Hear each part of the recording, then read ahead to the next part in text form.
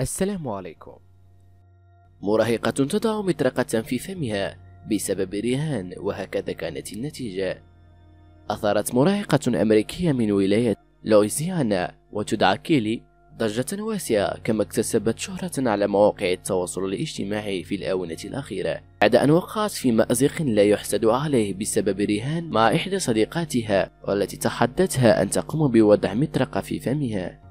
وبالفعل قبلت كيلي، والتي تبلغ من العمر 14 عاما، التحدي، لكن لسوء حظها علقت المطرقة داخل فمها. ونشرت الفتاة صورة ظهرت فيها والمطرقة في فمها على موقع تويتر، وكانت الصورة مصحوبة بتعليق طريف قالت فيه: كيف تخبر والدتك بأن مطرقة دخلت في فمك؟ وسرعان ما لقت الصورة التي نشرتها كيلي رواجا واسعا، وتم مشاركتها الآلاف المرات خلال وقت قصير.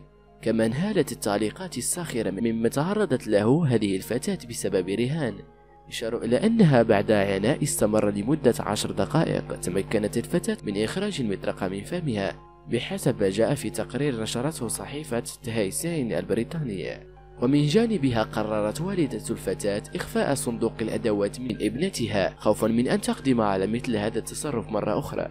والجدير بالذكر أن عدة مواقع عالمية تداولت هذه الواقعة الطريفة. وإذا أعجبك الفيديو لا تنسى دعمنا بلايك وتحفيزنا.